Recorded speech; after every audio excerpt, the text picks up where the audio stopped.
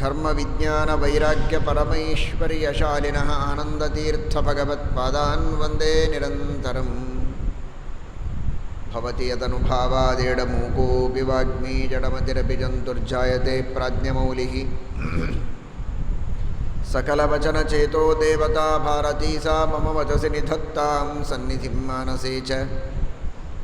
यं प्रव्रजन्तमनुपेतमपेतकृत्यं द्वैपायनो विरहकातर आजुहाव। पुत्रेति तन्मयतया तरवोऽपि नेदुः तं सर्वभूतहृदयं मुनिमानतोऽस्मि। नमोऽस्तु तात्विका देवाः विष्णुभक्तिपरायणाः धर्ममार्गे प्रेरयन्तु भवन्तः सर्व एव हि। नौमिन्यायसुधादिकृज्जयमुनीन् श्रीपादराट्सन्मणीन् व्यासार्यान् विविधागमब्धिविहरान् श्रीवादिराजानपि वन्दे हंसवरान् रघुत्तमगुरून् वैदग्ध्यवारां निधीन् श्रीसत्यव्रतराघवेन्द्रमुनिपान् सद्बोधसध्यानपान् सत्याभिज्ञकराब्जोत्थान् पञ्चाशद्वर्षपूजकान् सत्यप्रमोदतीर्थार्यान् नौमिन्यायसुधारतान्।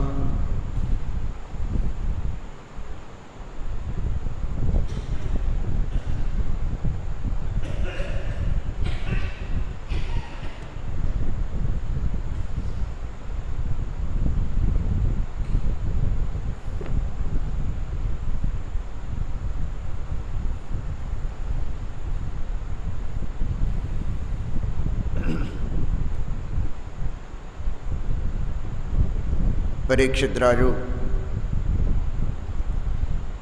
శుకాచార్యులకు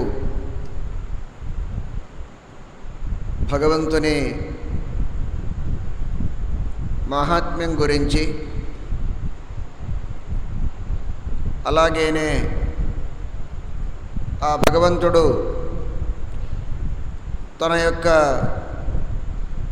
మూల రూపం నుండి చేసే రకరకాల సృష్టి స్థితి నియమనాది వ్యాపారములను గురించి ప్రశ్నించినప్పుడు శుకాచార్యులు అంటారు,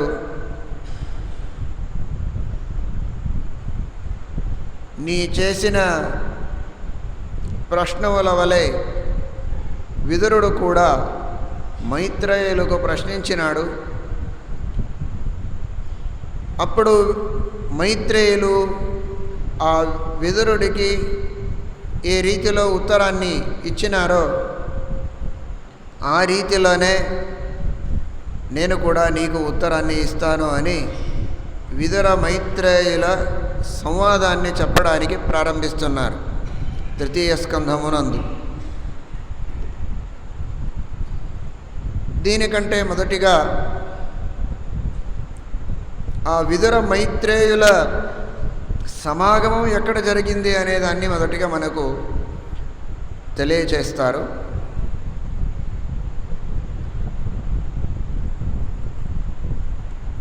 ధృతరాష్ట్రుడు తన యొక్క పుత్రుల మీద, కుపుత్రులు, సత్పుత్రులు కాదు కుపుత్రులు, అలాంటి దుష్టు పుత్రుల మీద చేసే దురభిమానముతో ధృతరాష్ట్రుడు ఎవరి మాట వినలేదు. వీరికి పాండవులకు రాజ్యాన్ని ఇవ్వవలసింది అని చెప్పినా ఇవ్వడానికి సిద్ధం కాలేదు. అంతేకాక పాండవులని కాల్చివేయాలి అని ప్రయత్నం చేసిన తన కొడుకులకు ఆపలేదు. సభ్యుల నుండి నిండిపోయిన ఆ మహాసభలో ద్రౌపది యొక్క అవమానం అయ్యేటప్పుడు కూడా, దుశ్శాసన మొదలైనటువంటి దుష్కృత్యులు అపమానపరిచేటప్పుడు కూడా దాన్ని ఆపలేదు. ఇవన్నీ చూసినాడు. ఇవన్నీ చాలా మహాపరాధములే. అయినా దీనికంటే మహాపరాధము అంటే సాక్షాత్ శ్రీకృష్ణ పరమాత్ముడే సంధానం కొరకు వచ్చి వారికి వారి భాగాన్ని ఇచ్చేయమని చెప్పినా ఇవ్వకుండా ఎప్పుడైతే దురాగ్రహంతో ఉన్నాడో ధృతరాష్ట్రుడు, అప్పుడు చాలా దుఃఖం కలిగింది విదురుడికి. దీనికంటే గొప్ప అపరాధం ఏమిటి? ఏ భగవంతుడు ఈ భాగ్యాన్ని ఇచ్చినాడో, ఈ దేహము, ఈ బుద్ధి, ఈ అధికారము, రాజ్యము, ఈ సంపత్తు, ఇవన్నీ అనుగ్రహించిన పరమాత్ముడు తనే స్వయంగా ప్రత్యక్షంగా వచ్చి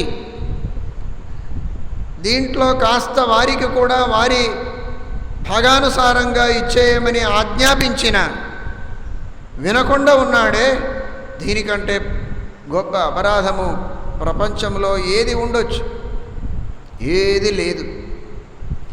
యదా తు పార్థ ప్రహిత సభాయాం జగద్గురుర్యాని జగాద కృష్ణ నతాని పూసామృతాయనాని రాజానుమేనే హృత పుణ్యలేశ.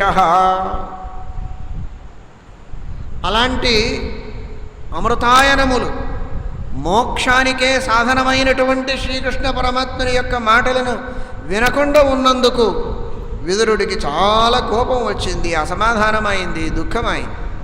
అయినా సహించుకున్నాడు.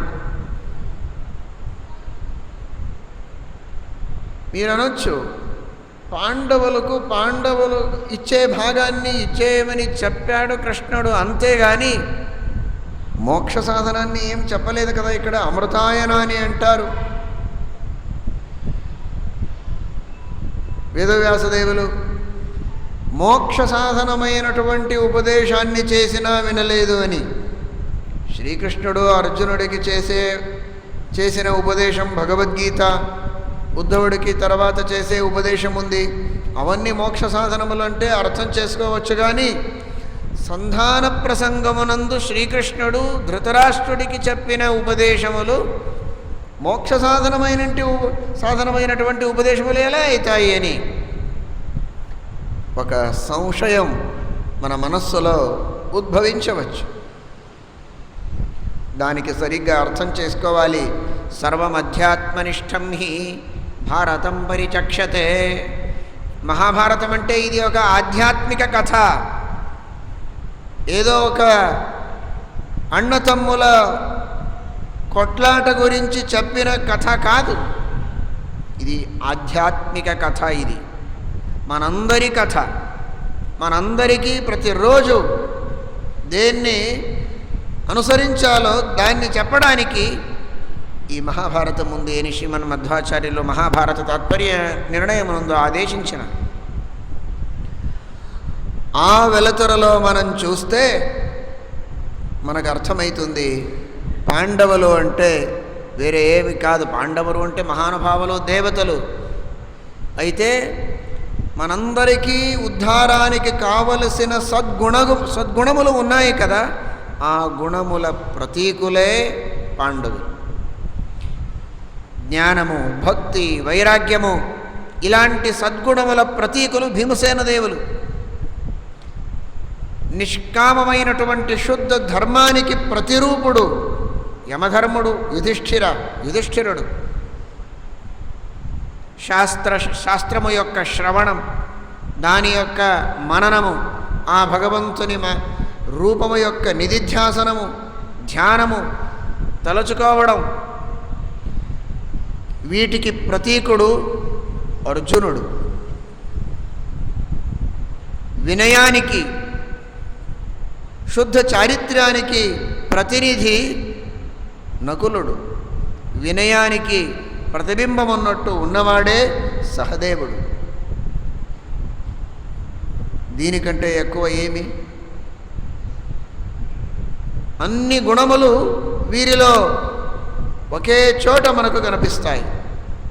అంటే అయ్యా ధృతరాష్ట్ర, పాండవులకు నీ రాజ్యమునందు కాస్త భాగాన్ని ఇచ్చేయమని కృష్ణుడు చెప్పినాడంటే ఆధ్యాత్మిక అర్థమేమిటి?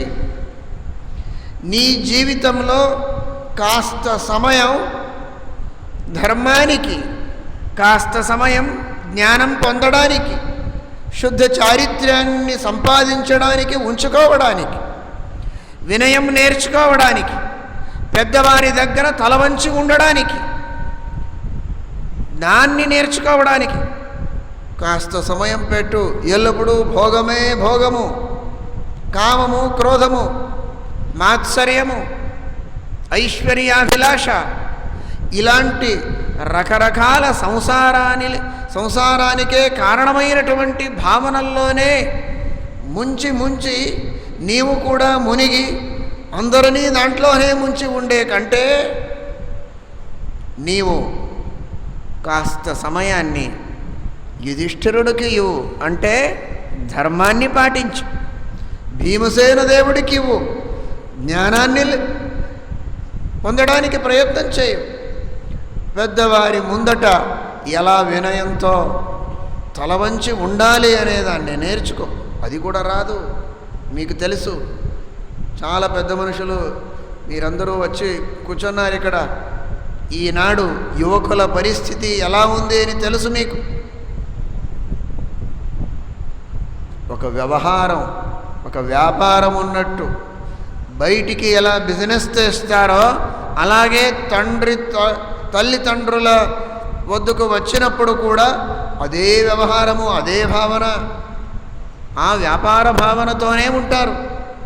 వీరు పెద్దవాళ్ళు, ఉపకారం చేసిన వాళ్ళు, వీరు గురువులు, వీరు మహాత్ములు, వీరి దగ్గర చాలా వినయంతో మనం వర్తించాలి. ఈ భావననే కనిపించదే ఎక్కడ. ఇలాంటి పరిస్థితి ఉండకూడదు. ఎలా అంటే దీనికి కారణమేమిటి? శ్రీకృష్ణ పరమాత్ముని యొక్క సందేశాన్ని అప్పుడు ధృతరాష్ట్రుడు వినలేదు అని మాత్రమే కాకుండా ఇప్పుడు కూడా ఎవరు పెద్ద మనుషులు ఉన్నారో తల్లిదండ్రులు, వారు ధృతరాష్ట్రులు ఉన్నట్టు వారి వారి పుత్రులకు, కొడుకులకు ఈ మాట చెప్పలేదు. దీని గురించి వారు సమయం ఉపయోగించలేదు. అకాడమిక్ ఎడ్యుకేషన్ అవుతుంది, వారు శాలా కాలేజు అక్కడ వెళతారు, చదువుతారు, పెద్దవాళ్ళు అవుతారు, డబ్బులను సంపాదిస్తారు, మంచి ఇల్లు కట్టుకుంటారు, దీంట్లోనే ఆనందిస్తూ ఉంటాడు ఆలోచనలో. అయితే ఎడ్యుకేషన్ పెరుగుతుంది, నాలెడ్జ్ ఎక్కువ వస్తుంది, అయితే వినయం, నీతి, న్యాయము, ధర్మము తగ్గిపోతుంది, నశించిపోతుంది చివరకు. అలాగవ్వకూడదు. మన జీవితంలో మనం దేనికి ఎక్కువ సమయం పెట్టాలి? ఇది శ్రీమద్భాగవతము యొక్క ఆంతరికమైన సందేశం. మనం ఎక్కువ ధర్మానికి, జ్ఞానానికి సమయం పెట్టాలి, దానికి ఉపయోగించాలి, వినియోగించాలి అనే మాటను ఇక్కడ అది చేయలేదు ధృతరాష్ట్రుడు. అందువలన అతనికి అధఃపతనమైంది. విదురుడికి అతని మీద కోపం వచ్చేసింది. ఇవన్నీ మనసులో పెట్టుకున్నాడు. ఒకసారి స్వయంగా విదురుడే వచ్చి ఉపదేశాన్ని చేస్తాడు. ధృతరాష్ట్రుడా, నేను చెప్పే మాటను విను, ఈ పుత్రమోహాన్ని ఉంచుకోకు. నీలో ఈ పుత్రమోహము చాలా ఎక్కువ అయింది. శాస్త్రము యొక్క అధ్యయనముతో, మహాత్ముల ఉపదేశముతో ఈ మోహాన్ని తరమికొట్టేయి, ఉంచుకోక దీన్ని. ఆ పుత్రులు సత్పుత్రులు గారు, వారిచే నీకు అధఃపతనమవుతుంది. సాక్షాత్ కలి దుర్యోధనుడిగా పుట్టినాడు. ఎంతవరకు ఆ దుర్యోధనుడు నీ ఇంట్లో ఉంటాడో అంతవరకు అధర్మమే అధర్మము, అన్యాయమే అన్యాయము, నీకు అధఃపతనము నిశ్చితము. ఇంతగా ధైర్యంతో స్పష్టంగా చెప్తాడు. ఆయన పుట్టినప్పుడే నేను చెప్పాను, అప్పుడు వినలేదు. పుట్టిన వెంటనే ధైర్యంతో ఎవరైనా చెప్తారా? మగ పిల్లవాడు పుట్టినాడు, సంతోషంతో ఉన్నప్పుడు ప్రత్యక్షంగా వచ్చి విదురు అంటాడు, బయటికి వేసేయి, చెత్త వేసినట్టు బయటికి వేసేయమని చెప్తాడు. ఎంత ధైర్యం అతనికి! అప్పుడు వినలేదు. పోని ఇప్పుడైతే చెప్తున్నాను, ఇప్పుడైనా అతన్ని బయటికి పంపించు, అతని మీద అభిమానం త్యజించు. నీకు మాత్రమే కాకుండా సమగ్రమైనటువంటి దేశములో ఉన్న అందరికీ కూడా అతని వలన దుఃఖం కలుగుతుంది, ఇది నిశ్చితము అని ఎంత చెప్పినా వినలేదు. తరువాత దుర్యోధనుడు అంటాడు, నా తండ్రి ముందట వచ్చి నా ముందట నన్ను బయటికి వేయమని చెప్తావు, ఎంత ధైర్యము నీకు? మా యొక్క రాజ్యంలో ఉండి మేమిచ్చిన అన్నాన్ని తిని, మేమిచ్చిన స్థానంలో కూర్చొని, మేమిచ్చిన అధికారాన్ని ఉపయోగించి మాకే ఉపదేశం చేయడానికి వస్తున్నావా? బయటికి పో, ఇక్కడ ఉండే అవసరం లేదు, నీ ఉపదేశం యొక్క అవసరం లేదు. గెంటేసినాడు బయటికి. విదురుడు అంటాడు, నాకు అదే కావలసి ఉండే, దీన్నే నేను ఇంతవరకు అపేక్షించి ఉన్నాను, ఆ అవకాశం దొరికింది, నేను వెళ్ళేస్తాను అని తన విల్లంబులను అక్కడే పెట్టి బయటికి వెళుతున్నాడు. ఎందుకు అక్కడ పెట్టాడు అంటే, తన ధనుస్సును,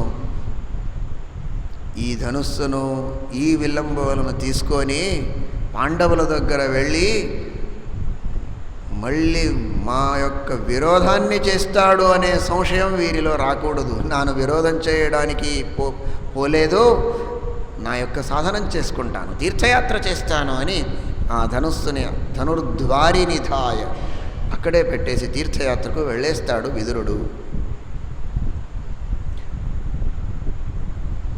మరల అర్థం చేసుకోండి, విదుర అంటే యమధర్ముని యొక్క అవతారము, శుద్ధ ధర్మము.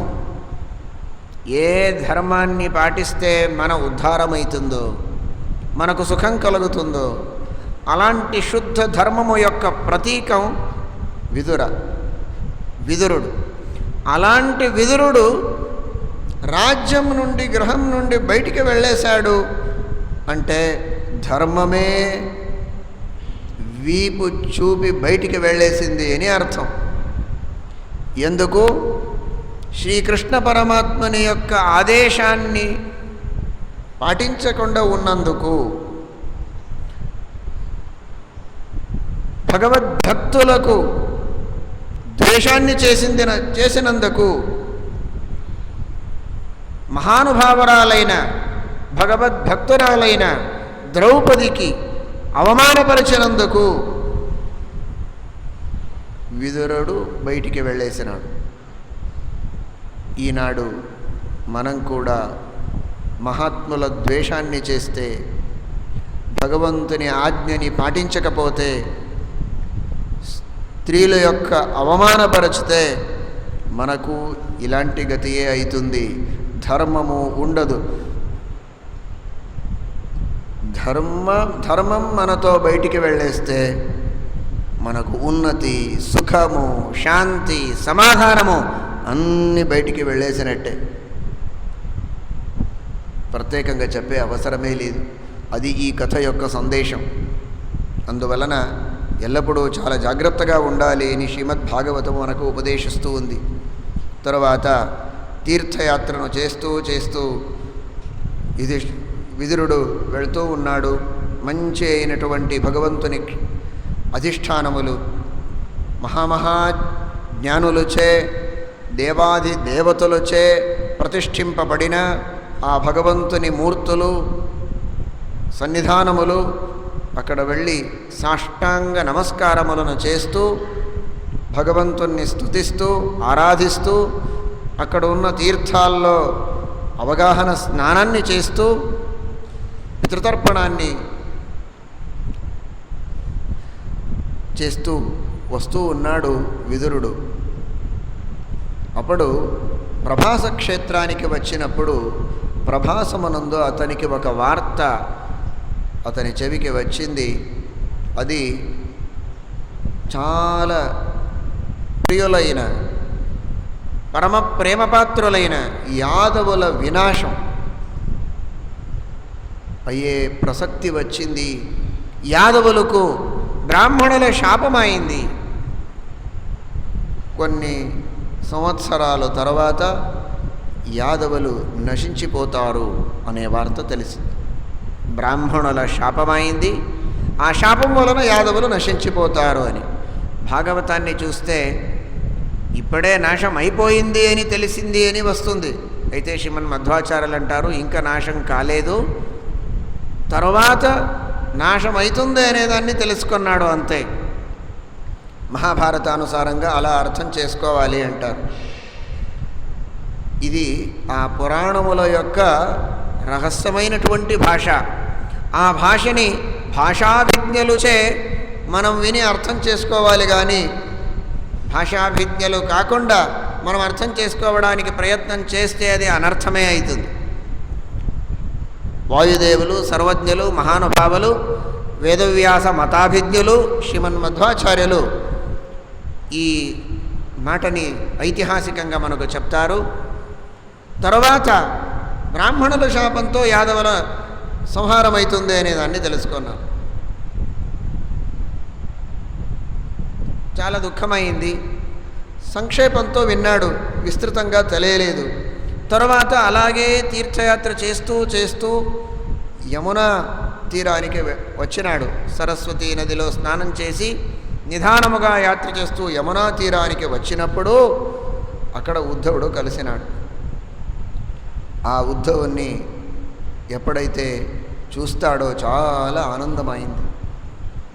దేవగురు అయిన సాక్షాత్ బృహస్పతి యొక్క అవతారుడు ఉద్ధవుడు. శ్రీకృష్ణ పరమాత్మునికి అత్యంత ప్రీత్యాస్పదుడు. శ్రీకృష్ణ పరమాత్ముని మీద పరమ భక్తిని చేసేవాడు. అలాంటి పరమ భక్తుడైన పరమ ప్రీతిపాత్రుడైన దేవావతారుడైన ఆ ఉద్ధవుని యొక్క సమాగమం చాలా ఆనందపరిచింది, చాలా సంతోషపరిచింది ఇతనికి, విదురుడికి. ఇతడు దేవుడు, యమధర్ముడు దేవుడు, అతడు దేవగురువు. దేవగురువైన బృహస్పతి యొక్క సమాగమం దేవుడైన ఈ విదురునికి అయింది అంటే శిష్యులకు గురువుల సమాగమం అయినప్పుడు ఎంతగా ఆనందమవుతుంది అనేది మీకు తెలుసు కదా. చాలా ఆనందపడ్డాడు, చాలా సంతోషమైంది. వెంటనే అడుగుతాడు, భగవంతుడు ఎలా ఉన్నాడు, బలరామదేవుడు ఎలా ఉన్నాడు, సౌఖ్యంతో ఉన్నాడా అని. శ్రీమద్ ఆచార్యులు అంటారు, ఇలా ప్రశ్నాన్ని అడగవచ్చా? ఎవరికైతే కొన్నిసార్లు దుఃఖమవుతుంది, కొన్నిసార్లు సుఖంతో ఉంటారు, అలాంటి వారి గురించి ప్రశ్నాన్ని అడగవచ్చు, సుఖంతో ఉన్నారా లేదా అని. ఎవరైతే సుఖపూర్ణలో ఎల్లప్పుడూ సుఖంతో ఉన్నవారో అలాంటి వారి గురించి అడిగేదేమి? ఇప్పుడేమి సూర్యుని దగ్గర ప్రకాశం ఉందా, చీకటి ఉందా అని అడగొచ్చా? అడిగే ప్రసక్తి లేదు కదా. సూర్యుడు ఉంటే అక్కడ చీకటి ఎక్కడ? అలా భగవంతుని వద్దకు దుఃఖం రానే రాదు ఎప్పుడు కూడా. అలాంటి భగవంతుడు సుఖంతో ఉన్నాడా అని ఎందుకు అడిగాడు విదురుడు అంటే, మధ్వాచార్యులు అంటారు, లోకానాం సుఖకర్తృత్వం అపేక్ష కుశలం విభోః పృచ్ఛతే సతతానందాత్ కథం తస్యైవ పృచ్ఛతే. దానికి ఒక విశేషమైనటువంటి రహస్యం ఉంది. ఎక్కడైతే పురాణాల్లో భగవంతుని పట్ల సుఖ ప్రశ్నాన్ని చేస్తారో అక్కడ అర్థం ఎలా చేసుకోవాలి అంటే, దేవుడు సుఖంతో ఉన్నాడా అని అర్థం కాదు, ఆ దేవుడు అందరికీ సుఖపరుచుతూ ఉన్నాడా, లేకపోతే కోపంతో ధర్మం పాటించలేదు అనే కోపంతో దుఃఖపరుచుతూ ఉన్నాడా, అలా అర్థం. అతడైతే ఎల్లప్పుడూ సుఖపూర్ణుడే, అయితే అతడు వేరే వాళ్లకు సుఖపరుచుతూ ఉన్నాడా దుఃఖపరుచుతూ ఉన్నాడా అని అర్థం చేసుకోవాలి, కానీ అతనికే సుఖముందా దుఃఖముందా అని అర్థం చేసుకోకూడదు అని చెప్తారు. అలాగే యాదవులు పాండవులు అందరి పట్ల ప్రశ్నాన్ని అడుగుతాడు విదురుడు. నీవు అందరినీ చూసి వచ్చావు, నేనైతే తీర్థయాత్రలో ఉన్నాను, నాకేం తెలియదు, అందరూ ఎలా ఉన్నారు, భగవద్భక్తులు విష్ణు భక్తులు మహానుభావులు ఎలా ఉన్నారు అని అడుగుతారు. ధృతరాష్ట్రుని పట్ల అయితే ప్రశ్నించేటప్పుడు బాగున్నాడా అని అడగలేదు విదురుడు. అందరికీ బాగున్నారా అని అడుగుతూ ధృతరాష్ట్రుని గురించి అడిగేటప్పుడు మాత్రం ఆ ధృతరాష్ట్రుణ్ణి స్మరిస్తేనే, అతని పేరు తీసుకుంటేనే నాకు చాలా దుఃఖమవుతుంది. ఎందుకు ఇలా చేస్తున్నాడు ఆయన హీనత, ఆయన మౌఢ్యం ఇవన్నీ చూసి నాకు చాలా దుఃఖమవుతుంది అని శోచిస్తాడు, దుఃఖిస్తాడు. సుఖప్రశ్నాన్ని అడగడు. ఇవన్నీ అడిగి చివరికి అంటాడు, ఆ భగవంతుని మహాత్మ్యాన్ని చెప్పు అన్నప్పుడు ఉద్ధవుడికి ఇవన్నీ ప్రశ్నములు వినపడ్డాయా లేదా అని సంశయం. శ్రీకృష్ణ పరమాత్ముని యొక్క నామాన్ని వింటేనే అతడు ఆ ధ్యానంలో అసంప్రజ్ఞాత సమస్తుడై అయిపోయాడు. అసంప్రజ్ఞాత సమాధిని పొందినాడు. అసంప్రజ్ఞాత సమాధి అంటే ధ్యానం. అసంప్రజ్ఞాత అంటే ఏమి తెలియదు వారికి. ఏ భగవంతుని రూపాన్ని ధ్యానిస్తూ ఉంటారో అలాంటి భగవంతుని రూపాన్ని తప్పితే వేరే ఏమి కనిపించదు, ఏమి తోచదు వారికి. ఎవరు మాట్లాడినా, ఏమి ధ్వని చేసినా, ఘంటానాదం చేసినా వారికి తెలివి కాదు. అలాంటి ఆనంద మగ్నులై, ఆనంద సాగరంలో మగ్నులై వారు ఉంటారు. ఆ పరిస్థితి వచ్చేసింది. కృష్ణ అనే పేరు చెప్పగానే ఆనందమగ్నుడైపోయాడు. మాటలే రాలేదు. అలా ఆనందమగ్నుడై అసంప్రజ్ఞాత సమాధిస్థుడై భగవంతుణ్ణి ధ్యానిస్తూ ఈ ప్రపంచమనందే లేదా వేరే ప్రపంచమనందు వెళ్ళిపోయాడు. ఎందుకు ఇలాంటి పరిస్థితి వచ్చేసింది అతనికి అంటే శుకాచార్యులు అంటారు, పరీక్షిత్ ఏం చెప్పాలి నీకు, నేనేం చెప్పాలి? ఆయన ఇప్పుడు కాదు, చిన్నప్పటిలోనే 5 సంవత్సరాలు వాడున్నప్పుడేనే అతనికి ఎంతగా భక్తి ఉండే శ్రీకృష్ణ పరమాత్మని పాదారవిందమునందు అంటే యః పంచహాయనో మాత్ర ప్రాతరాశాయ యాచితః నైచ్ఛత్తద్రచయన్యస్య సపర్యాం బాలలీలయా.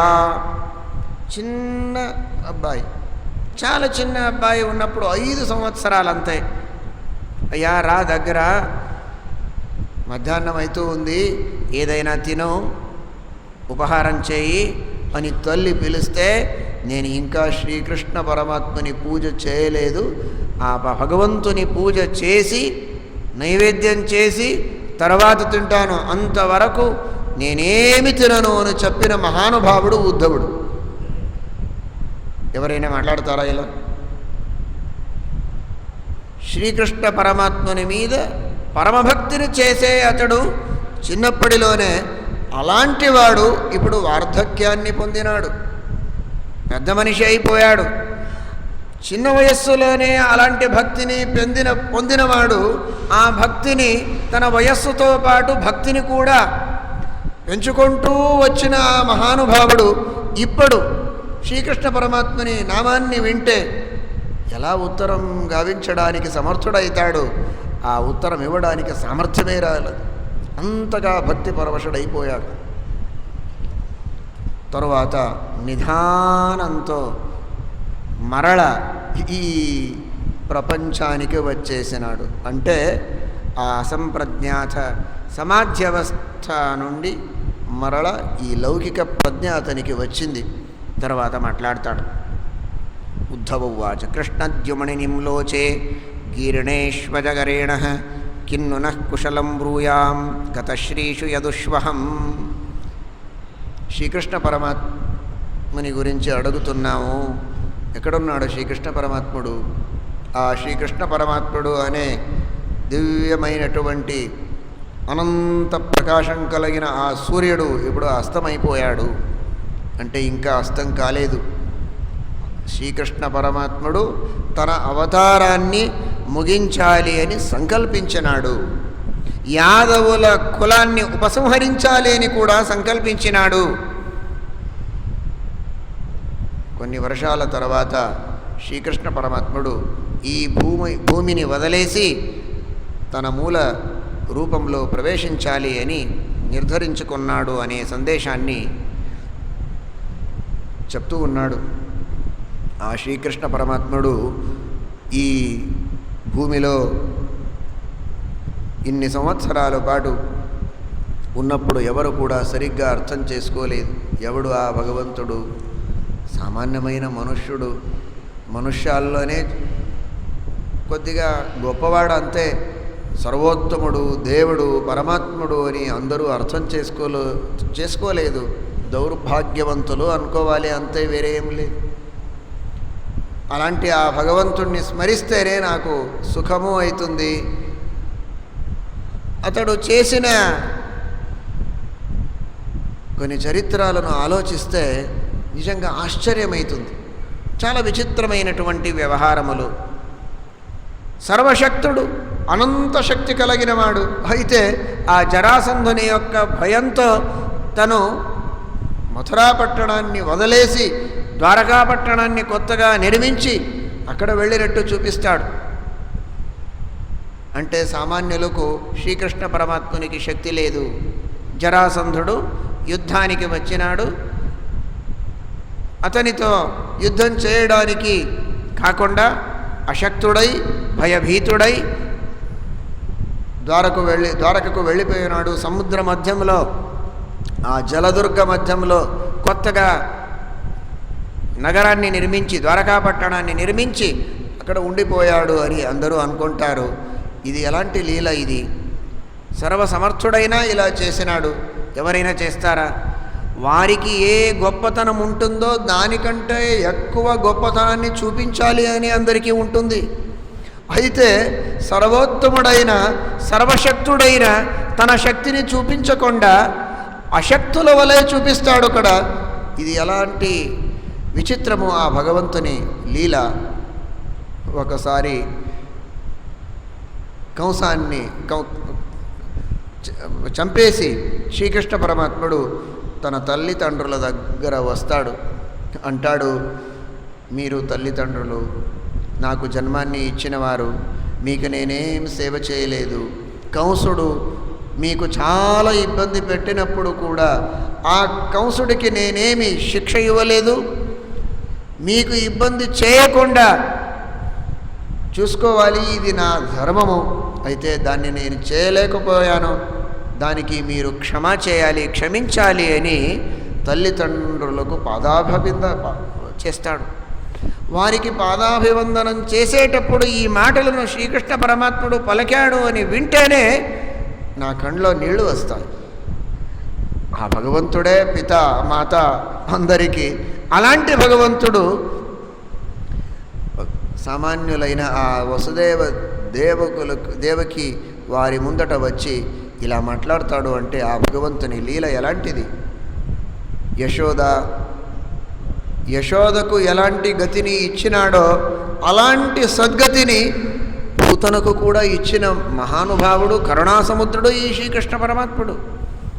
అహోబకీయం స్తనకాలకూటం జిఘాంసయాపాయదత్ప్యసాధ్వీ లేభే గతిం ధాతృజితం తతోన్యం కంవా దయాళుం శరణం వ్రజేమ. ఇలాంటి కరుణామూర్తులు, కృపాసాగరులు ప్రపంచమునందు ఎక్కడైనా మనకు కనిపిస్తారా? చూడండి, ఎవరైతే మనకు అమృతాన్ని ఇచ్చిన వారు ఉంటారో అలాంటి వారి మీదనే ద్వేషం చేస్తాం, వారి ఉత్కర్షాన్నే సహించము. ఇది మా వంటి వారి పరిస్థితి. అయితే ఆ భగవంతుడు ఎంతగా కరుణా సముద్రుడు అంటే పూతన విషాన్ని ఇచ్చింది. విషంతో నిండిన తన స్తన్యాన్ని పానం చేయడానికి ఆగ్రహించి దాన్ని త్రాగించి శ్రీకృష్ణ పరమాత్మని చంపేయాలి అని వచ్చిన అయినా ఆమెకు శ్రీకృష్ణ పరమాత్ముడు సద్గతిని ఇచ్చినాడు. ఎలాంటి సద్గతి? రోజు తన్ను పాలించి పోషించి పాలను త్రాగించి తన్ను పెంచడానికి ఎల్లప్పుడూ ప్రయత్నించిన యశోదకు ఎలాంటి గతిని ఇచ్చినాడో ఆ గతిని లేభే గతిం ధాతృచితాం, ఆమెకు ఇచ్చిన గతిని ఈమెకు ఇచ్చినాడు పూతనకు. దీనికంటే కారుణ్యం ఎవరికి? అంత అయితే శ్రీమన్ మధ్వాచార్యులు దీనికి అభిప్రాయం అంటారు, ఆ పూతనలో ఇద్దరు జీవులు, తాటక ఊర్వశి. తాటక దుర్బుద్ధిని కలిగిన ఆమె, ఊర్వశి ఈమె చాలా ఉత్తమురాలు, యోగ్యురాలు. ఆ ఊర్వశి భక్తితో శ్రీకృష్ణుని సేవ చేసింది, ఆమెకు సద్గతిని ఇచ్చినాడు. అయితే సహవాస దోషంతో ఆమె అపరాధం చేసిన దాన్ని క్షమించి ఒకే దేహమునందు ఇద్దరు ఉన్నారు. ఊర్వశి అదే దేహంలో ఉంది, తాటక కూడా అదే దేహంలో ఉంది. అయితే ఒకే దేహంలో ఉన్నప్పుడు ఒకరు చెడ్డ పని చేస్తే ఇంకొకరు చేసినట్టే కదా. చేతు ఒకటే ఉంది, లోపల ఇద్దరు జీవులు ఉండొచ్చు. ఈ చేతుతో ఎవరికైనా కొట్టితే లోపల ఉన్న ఇద్దరికి కూడా ఆ అపరాధం వచ్చినట్టే కదా. అయినా ఒకరు మనస్సుతో చేసినవారు, ఇంకొకరు మనస్సు లేకపోయినా సహవాసంతో చేసినవారు. భగవంతుడు చాలా సూక్ష్మంతో గమనిస్తాడు. స్వబుద్ధితో దుర్బుద్ధితో చేసిన ఆమె అంటే తాటక, ఆమెకు మాత్రమే దుర్గతిని ఇచ్చి సద్బుద్ధితో చేసిన ఆమెకు సద్గతిని ఇచ్చిన ఆ భగవంతుడు అని శ్రీమన్ మధ్వాచార్యులు దానికి వివరిస్తారు. ఇలాంటి ఆ భగవంతుని పట్ల చెప్పాలి అంటే నాకు చాలా సంతోషమవుతుంది, ఔత్సుక్యం నాకు వస్తుంది. ఆ భగవంతుని పట్ల చాలా విస్తారంగా చెప్పాలి అనుకుంటున్నాను అని చెప్పి అవతార కథను సంక్షిప్తముగా ఉద్ధవుడు చెప్పేస్తాడు. సమగ్రమైనటువంటి అవతార కథలను తర్వాత మీరు దశమస్కందంలో వింటారు, కావున ఇప్పుడు దాన్ని ఎక్కువగా వివరించము. ఆ సమగ్రమైనటువంటి అవతార కథను చెప్పి చివరకు శ్రీకృష్ణ పరమాత్ముడు విరక్తుడై ఈ భూమిని వదలాలి అని అనుకొని యదుకులాన్ని ఉపసంహరించాలి అని సంకల్పించినాడు. విరక్తుడై అంటే మొదటిగా శ్రీకృష్ణ పరమాత్ముడు చాలా ఆసక్తుడుగా ఉండి తర్వాత విరక్తుడయ్యాడు అనుకోకండి. శ్రీకృష్ణ పరమాత్ముడు ఎల్లప్పుడూ విరక్తుడే, అతనికి ఈ సంసారం మీద ఏ ఆసక్తి లేదు. అయినా భగవంతుడు విరక్తుడిగా చూయించి సమగ్రమైనటువంటి ఈ జగత్తే తన యొక్క చేతిలో ఉంది, తన అధీనముగా ఉంది. అధీనముగా ఉన్నప్పుడు ఏమైనా చేయవచ్చు, ఎలాగైనా చేయవచ్చు. ఇంతగా శక్తి కలిగిన వాడైనా భగవంతుడు ఈ జగత్తు మీద వైరాగ్యాన్ని ఉంచుకున్నాడంటే మా అధీనము కాదు, మా మాటలను వినేవారు ఎవరు లేరు, మేము అస్వతంత్రులము, మా మనస్సుకు ఇచ్ఛకు విరుద్ధంగానే ఎల్లప్పుడూ అవుతూ ఉంటుంది ఈ జగత్తులో. ఇలాగున్నా ఈ జగత్తు మీద అభిమానం పెట్టుకొని ఇక్కడే నేను సుఖం పొందుతాను అని అనుకుంటే మా వంటి మూర్ఖులు ఎవరు అని చూపిస్తాడు భగవంతుడు.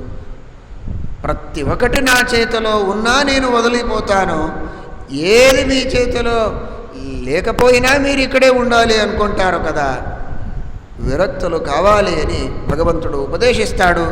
తరువాత ఈ యాదవులకు బ్రాహ్మణుల శాపాన్ని నిమిత్తముగా చేసి వారిని భగవంతుడు మూల రూపంలో ప్రవేశించాలి అని సంకల్పించినాడు. నాకు భగవంతుడు ఆజ్ఞాపించినాడు, నీవు బదరికి వెళ్ళి ఉపదేశం చేయు, నేను చెప్పిన తత్వాన్ని ఉపదేశించు అని ఆజ్ఞాపించినందుకు నేను బదరికి వెళుతున్నాను అన్నప్పుడు విదురుడు అంటాడు, నాకు కాస్త తత్వాన్ని ఉపదేశించు పోవయ్యా. ఆయన అంటాడు, నీ వంటి భాగ్యవంతులు ఎవరున్నారు ఈ ప్రపంచమనందు. ఎందుకు అంటే చివరకు శ్రీకృష్ణ పరమాత్ముడు సామాన్యంగా అన్నాడు, అందరికీ ఈ తత్వాన్ని పంచాలి, నీవు బదరికి వెళ్ళు, అక్కడ ఉపదేశం చేయు, తర్వాత అందరికీ జ్ఞానులకు నిదానంగా ఈ పరంపర ఇలాగే నడుస్తూ పోతుంది అని. అయితే నీ కొరకు మాత్రం స్పెషల్గా చెప్పాడు. ప్రత్యేకంగా విదురుడికి ఉపదేశం చేయడానికి మైత్రేయ ఋషులను నేను పంపిస్తాను. మైత్రేయుడా, నీవు వెళ్ళి విదురుడికి ఉపదేశం చేయు అని నీ పేరు చెప్పి పంపించాడు. ఎవరి పేరు చెప్పలేదు. శ్రీకృష్ణ పరమాత్ముడు తను పరంధామానికి వెళ్ళేటప్పుడు నీ యొక్క పేరుని ప్రత్యేకంగా తీసుకున్నాడు. నిన్ను తలుచుకున్నాడు అంటే నీ వంటి భాగ్యవంతులు ఎవరు?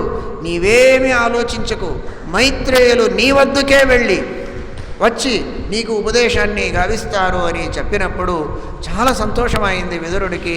చాలా ఆనందంతో వారిని దారి చూస్తూ ఉన్నాడు. ఎప్పుడు వస్తారో మైత్రేయులు, ఎప్పుడు ఉపదేశం చేస్తారో అని. తరువాత అలాగే యమునా తీరం నుండి యాత్ర చేస్తూ చేస్తూ హరిద్వారానికి వస్తాడు. హరిద్వారమనందు ఆ మైత్రేయుల సమాగమమైతుంది. మైత్రేయులు తర్వాత ఉపదేశం చేస్తారు అనే మాటని చెప్తారు. శ్రీకృష్ణార్పణమస్తు.